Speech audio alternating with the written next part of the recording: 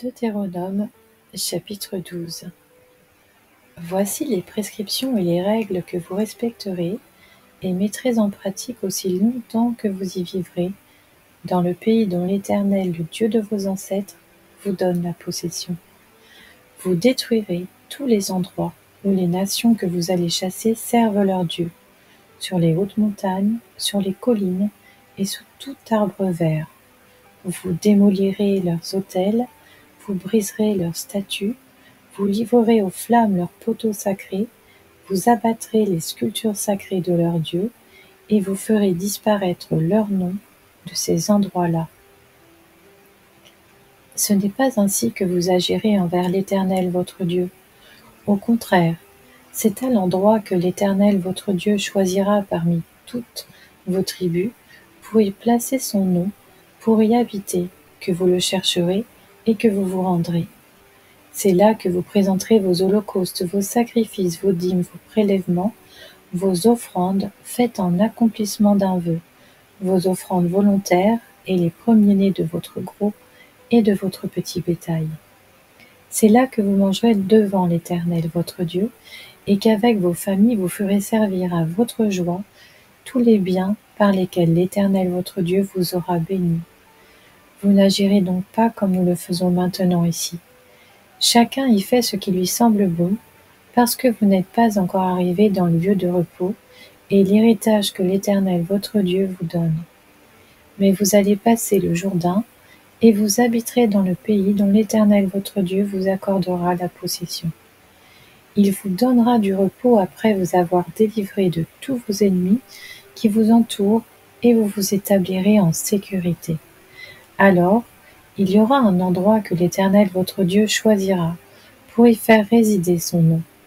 C'est là que vous présenterez tout ce que je vous ordonne, vos holocaustes, vos sacrifices, vos dîmes, vos prélèvements et tout ce que vous aurez choisi d'offrir à l'Éternel pour accomplir vos vœux.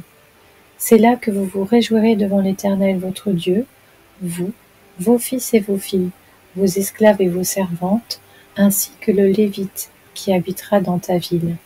En effet, il n'a ni part ni héritage avec vous. Faites bien à ne pas offrir des holocaustes dans tous les endroits que tu verras. Au contraire, c'est à l'endroit que l'Éternel choisira dans le territoire de l'une de tes tribus que tu offriras tes holocaustes, et c'est là que tu feras tout ce que je t'ordonne.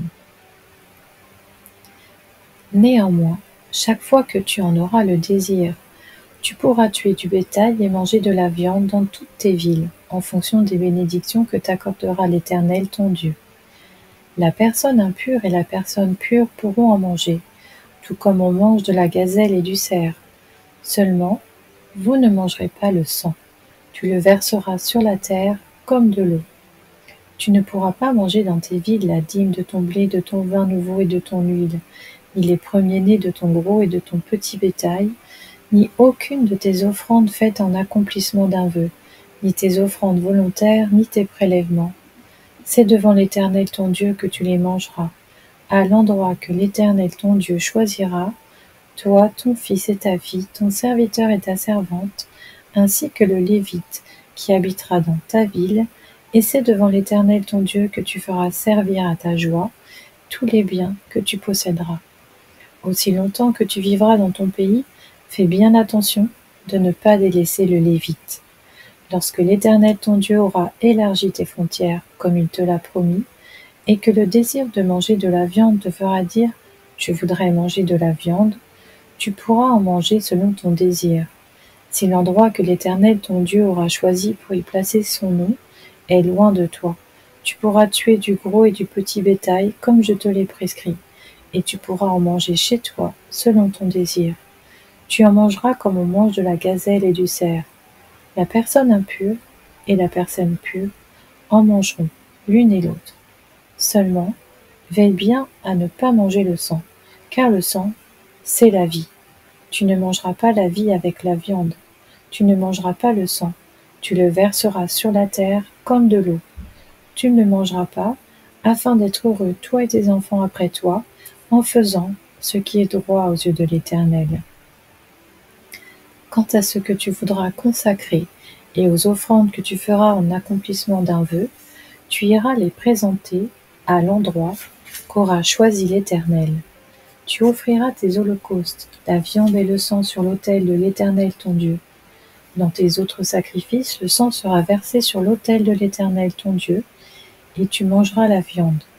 Retiens et écoute tout ce que je t'ordonne, afin d'être heureux, toi et tes enfants après toi, à toujours, en faisant ce qui est bien et ce qui est droit aux yeux de l'Éternel ton Dieu. Lorsque l'Éternel ton Dieu aura exterminé les nations que tu vas chasser devant toi, lorsque tu les auras chassées et que tu te seras établi dans leur pays, fais bien attention. Ne te laisse pas prendre au piège de les imiter une fois qu'elles auront été détruites devant toi. Ne t'informe pas sur leur Dieu en disant « Comment ces nations servaient-elles leur Dieu ?» Moi aussi, je veux faire de même. Tu n'agiras pas ainsi envers l'Éternel ton Dieu. En effet, elles servaient leur Dieu en accomplissant toutes les pratiques abominables que l'Éternel déteste. Elles passaient même leurs fils et leurs filles au feu, en l'honneur de leur Dieu. Deutéronome, chapitre 13.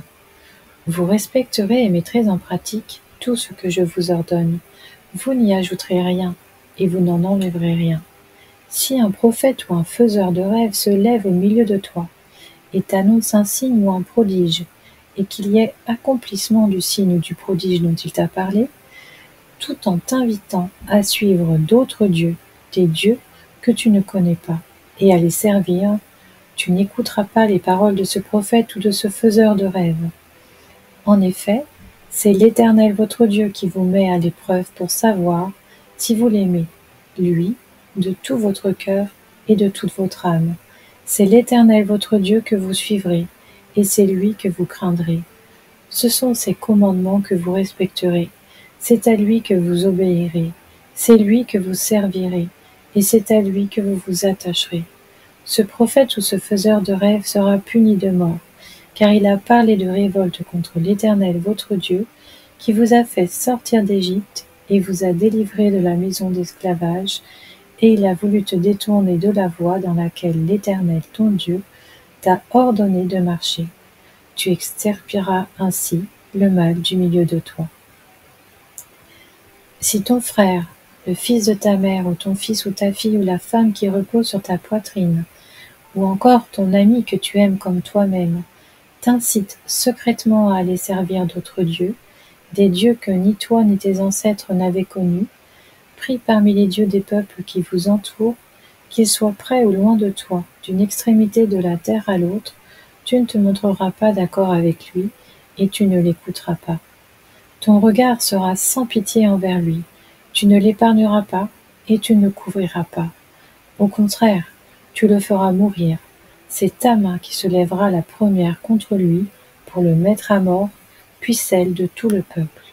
Tu le lapideras et il mourra, parce qu'il a cherché à te détourner de l'Éternel ton Dieu, qui t'a fait sortir d'Égypte, de la maison d'esclavage. Tous les Israélites en entendront parler et éprouveront de la crainte, et ainsi, l'on ne commettra plus d'actes aussi criminels au milieu de toi.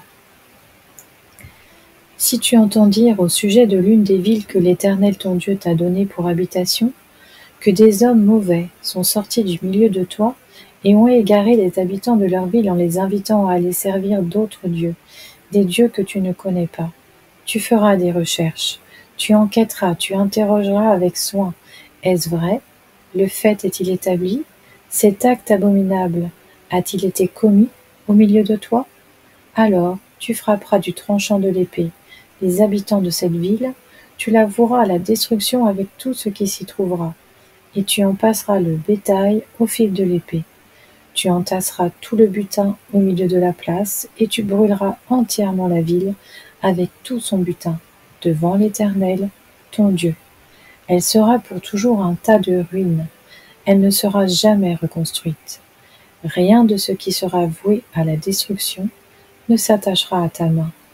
Ainsi, l'Éternel renoncera à son ardente colère, il fera preuve de tendresse envers toi, il aura compassion de toi et te multipliera comme il l'a juré à tes ancêtres, si tu obéis à l'Éternel ton Dieu en respectant tous ces commandements que je te prescris aujourd'hui, et en faisant ce qui est droit aux yeux de l'Éternel ton Dieu. Deutéronome, chapitre 14. Vous êtes les enfants de l'Éternel, votre Dieu. Vous ne vous ferez pas d'incision, et vous ne vous raserez pas entre les yeux pour un décès.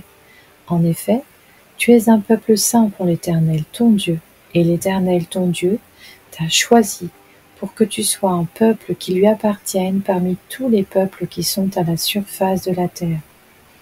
Tu ne mangeras rien d'abominable. Voici les animaux que vous pourrez manger: le bœuf, la brebis et la chèvre, le cerf, la gazelle et le daim, le bouquetin, le chevreuil, la chèvre sauvage et la girafe. Vous pourrez manger de tout animal qui a le sabot fendu ou le pied fourchu et qui rumine. En revanche, vous ne mangerez pas de ceux qui ruminent seulement ou qui ont seulement le sabot fendu ou le pied fourchu. Ainsi, vous ne mangerez pas le chameau, le lièvre et le daman, qui ruminent mais n'ont pas le sabot fendu. Vous les considérerez comme impurs. Vous ne mangerez pas le porc qui a le sabot fendu, mais ne rumine pas. Vous le considérerez comme impur. Vous ne mangerez pas de leur viande, et vous ne toucherez pas leurs cadavres. Voici les animaux dont vous pourrez manger parmi tous ceux qui sont dans l'eau. Vous pourrez manger de tous ceux qui ont des nageoires et des écailles.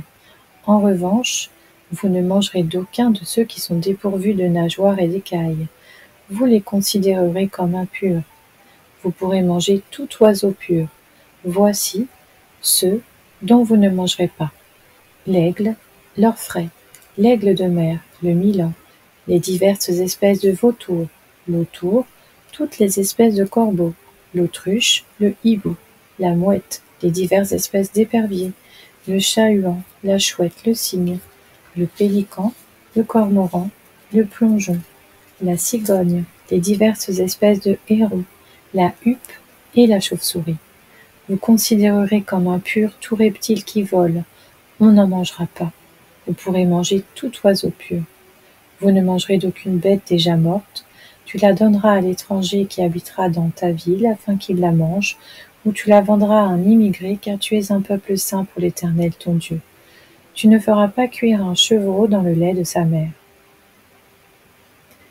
Tu prélèveras la dîme de tout ce que produira ta semence, de ce que ton champ rapportera chaque année, et tu mangeras devant l'Éternel ton Dieu à l'endroit qu'il choisira pour y faire résider son nom, la dîme de ton blé, de ton vin nouveau et de ton huile, ainsi que les premiers-nés de ton gros et de ton petit bétail.